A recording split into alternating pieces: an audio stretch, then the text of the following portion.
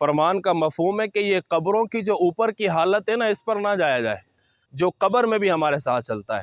تو اگر وہ ہمارا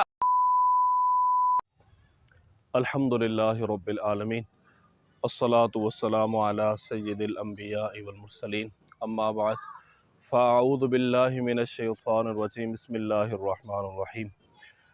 آپ دیکھ رہے ہیں ہمارا یوٹیوب چینل ڈھیرکی کے بیان۔ اس وقت ہم موجود ہیں، ہم ڈھیرکی شہر اور گلاب شاہ کالونی کے قبرستان کے اندر۔ یہاں کا جو قبرستان ہے اس کا نام ہے گلاب شاہ قبرستان۔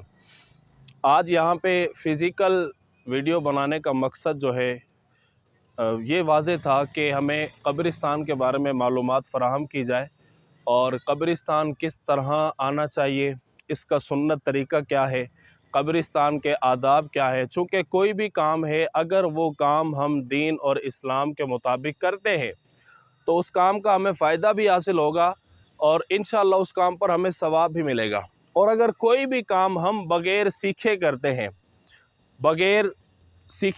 تو وہ کام ہمیں نقصان دے گا، اور بعض اوقات اس کا ہمیں الٹا وبال بھی پڑ سکتا ہے۔ تو فزیکل آنے کا مقصد جو ہے قبرستان کے حوالے سے معلومات فراہم کرنا، اور یہ عبرت کی جگہ ہے۔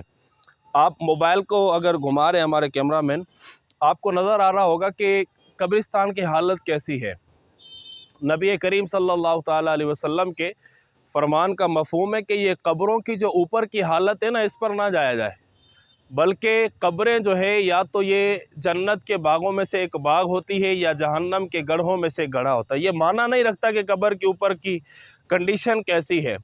قبروں کے اندر کے جو احوال ہیں وہ عمل کے ساتھ ہوتا ہے، اور ہمارا جو وفادار عمل ہے، یعنی وفادار جو دوست ہے، مال بھی ہمارا یہیں پہ رہ جاتا ہے، اولاد بھی یہیں پہ رہ جاتی ہے، مال و متاع ہر چیز ہماری یہیں پہ رہ جاتی ہے، لیکن عمل ایک ایسا دوست ہے ہمارا جو قبر میں بھی ہمارے ساتھ چلتا ہے۔ تو اگر وہ ہمارا عمل اچھا ہے تو وہ ہمارا وفادار دوست بھی ہے، اور اگر ہمارا عمل اچھا نہیں ہے، قبر میں وہ پھر بھی آئے گا، لیکن اس کا ہمیں جو ہے نا وہ سزا وغیرہ بھگتنی پڑے گی۔ تو میرے میٹھے اسلامی بھائیوں، اپنی قبر کو بہتر بنانے کے لیے ہمیں سیدھے راستے کی طرف آنا ہوگا۔